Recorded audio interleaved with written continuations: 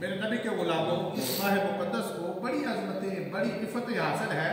لاجواب نبی صلی اللہ تعالی علیہ وآلہ وسلم اس ماہ مقدس کے اندر کثرت سے روزے رکھا کرتے تھے. حضرت اسامہ بن زید رضی اللہ تعالی عنہ آپ فرماتے ہیں کہ لاجواب نبی صلی اللہ تعالی علیہ وآلہ وسلم جس طرح شعبان المعظم میں روزے رکھا کرتے تھے اس طرح کسی اور مہینے میں روزے نہیں رکھا کرتے تھے.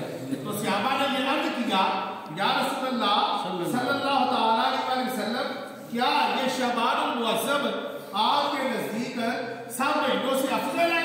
تو لاجواب نبی صلی اللہ تعالی علیہ وسلم نے فرمایا اے میرے صحابہ رجب اور رمضان کے درمیان یہ مہینہ آتا ہے لوگ اس مہینے سے غافل ہیں لوگ اس مہینے میں غافل ہے.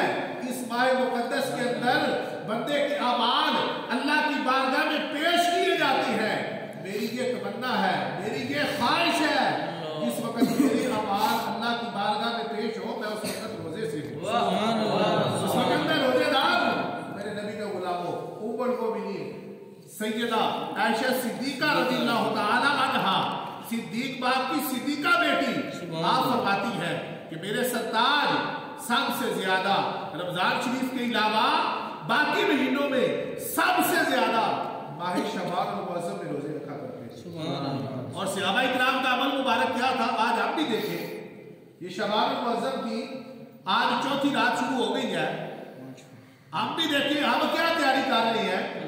جب شعبان المعظم کا مہینہ آتا تھا تو صحابہ کرام کیا کرتے رمضان شریف کی تیاری شروع کر دیتے تھے. اپنے مالوں کی زکات دیتے تھے سارا مال جمع کرتے حساب لگاتے اپنے مالوں کی زکات دیتے تھے.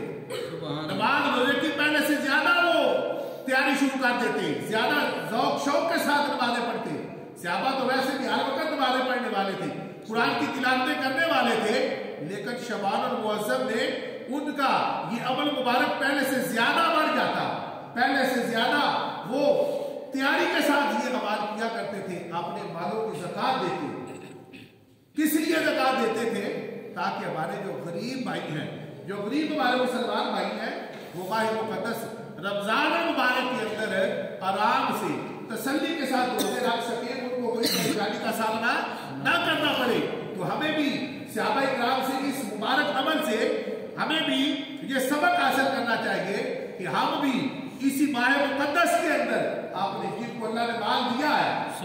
اسلام ایسا پیارا دین ہے. آج لوگ یہ بات تو کہتے ہیں کہ اسلام کے اندر سختی نہیں ہے یہ علماء زیادہ سختی کرتے ہیں مولوی زیادہ سختی کرتے ہیں. اسلام میں سختی نہیں ہے وہ یہ چیزیں ہیں ذرا بندہ غور تو کرے. اسلام کے اندر ہے کن امور میں سختی نہیں ہے. ایک غریب بندہ ہے اس کے اوپر زکات نہیں ہے زکات سے ہمیں نصاب پہ فرض ہے. جی ایک بندہ بیمار ہے یا مسافر ہے لمبے سفر میں جا رہا ہے تو اسلام نے بتایا کہ وہ بندہ جو بیمار ہے وہ اس وقت روزہ نہ رکھے.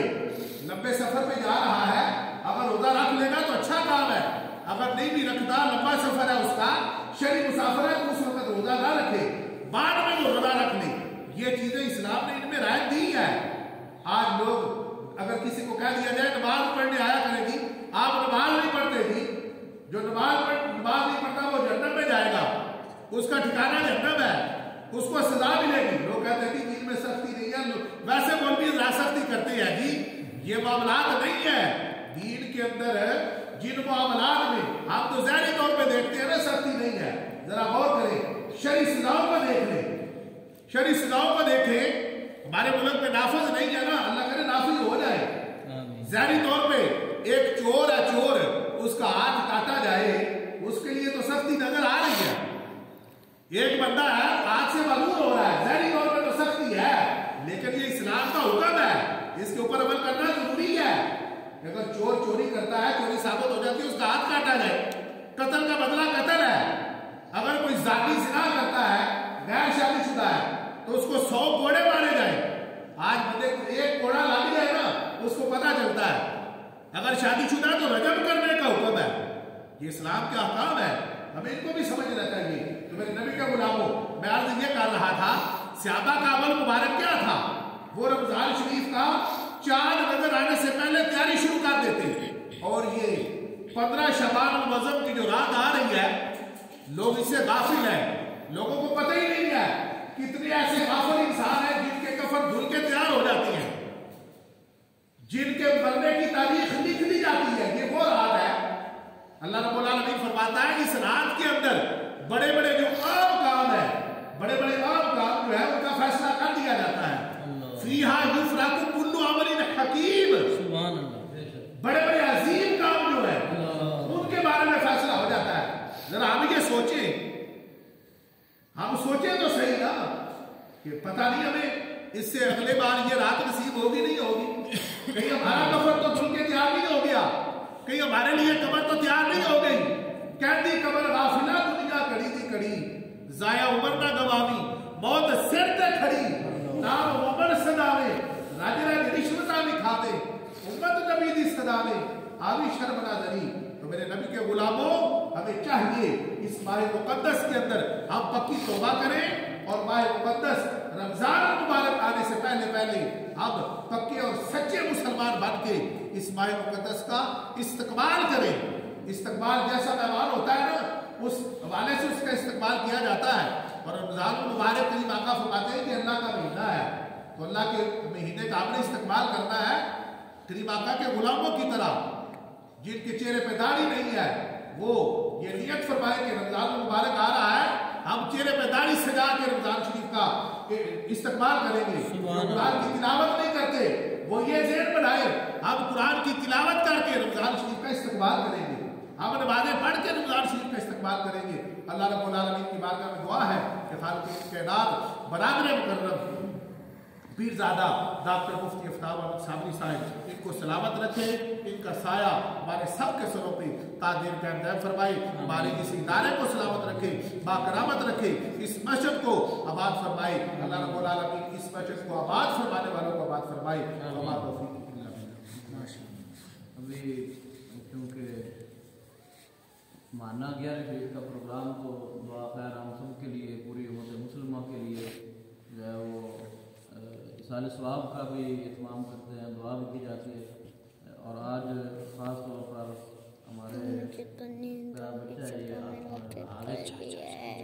इनके लोगों के लिए भी और इनके दोस्त हैं हैदर, इनके बुजुर्गों के लिए, उनके साल सवाब के लिए इन्होंने भी चावल जो है इनका इंतज़ाम अल्लाह तबारक व तआला की तरफ से ये सारे मामलात जो अल्लाह तबारक व तआला इन्होंने ये भी सदक़े का तरीका होता है माशाअल्लाह। सबसे जो बेहतरीन सदका है और सबसे जो बेहतरीन एक ज़रिया है अल्लाह रब्बुल आलमीन के क़ुर्ब का, तो वो है कि किसी को खाना खिलाना माशाअल्लाह। खाना खिलाना और सलाम देना, ये दो ऐसे हकूक़ है जहाँ यानी कि मुसलमान के दूसरे मुसलमान पर हकूक़ शरीयत इस्लामिया ने बयान की है। तो ये कुछ हकूक़ ऐसे हैं कि उनमें ये नहीं देखा जाता कि हकदार कौन है। खाना खिलाने में आपने ये नहीं देखना कि हकदार खाना खिलाने में कौन है। किसी को भी आप खाना खिलाएं, चाहे वो गरीब है चाहे वो अमीर है, यानी कि अगर किसी गरीब को देना है तो उसकी ज़रूरत पूरी करनी है ना, यानी कि उसको किस चीज़ की ज़रूरत है। हो सकता है कि उसके पास खाना तो है लेकिन उसके पास इलाज के लिए पैसे नहीं है, हो सकता है कि उसके पास लिबास के लिए पैसे नहीं है, लेकिन खाना खिलाना और सलाम देना, अतइमुत्ताआम व अफ़शुस्सलाम, ये दो ऐसी चीज़ें हैं कि जिनमें आप किसी को भी खाना खिलाएं, चाहे आप अपने बिरादरी को खिला रहे हैं, चाहे आप अपने मल्लेदारों को खिला रहे हैं, चाहे आप किसी मदरसे के तलबा को खिला रहे हैं, चाहे किसी गरीब को खिला रहे हैं, अमीर को खिला रहे हैं, इवन के नबी करीम सल्लल्लाहु अलैहि वसल्लम ने इरशाद फरमाया कि जो बंदा अपने माँ बाप, अपने बीवी बच्चों को अल्लाह की रज़ा के लिए सवाब समझकर उनका पेट पालता है, खाना खिलाता है, तो उस पर भी अल्लाह तबारक व तआला से सदक़े का सुभान अल्लाह। खाना खिलाना क्योंकि जिम्मेदारी तो है ना कि हर शौहर अपनी बीवी को खाने का इंतजाम करता है, हर बाप अपनी औलाद के लिए खाने का इंतजाम करता है, हर औलाद अपने वालिदैन की खिदमत करती है। लेकिन अगर इस एंगल से देखा जाए कि फर्ज तो है, ये जिम्मेदारी तो है, लेकिन ये जिम्मेदारी अल्लाह ने हमारे ऊपर डाली है। सुभान अल्लाह। वो कोई बंदा मकान बना रहा था ना, तो कोई दरवेश बंदा गुजरा, उसने कहा कि आप ये मकान तो बनाया है, तो ये रोशनदान जो है ये क्यों रखे हैं? उसने कहा जी ये रोशनदान मैंने रखे हैं ताकि यहाँ से وینٹیلیشن کے لیے ہوا آئے گی، روشنی آئے گی. تو اللہ والے نے حاجی صاحب یہ کہا، اس نے کہا کہ یار بات یہ ہے کہ یہ روشن دان رکھتے وقت اگر تو یہ نیت کر لیتا کہ یہاں سے اذان کی آواز آئے گی، سبحان اللہ سبحان اللہ، یہاں سے اذان کی آواز آئے گی، تو اس نیت نے نہ تو روشنی کو روکنا تھا، اس نیت نے نہ تو روشنی کو روکنا تھا، نہ ہی اس نے ہوا کو روکنا تھا.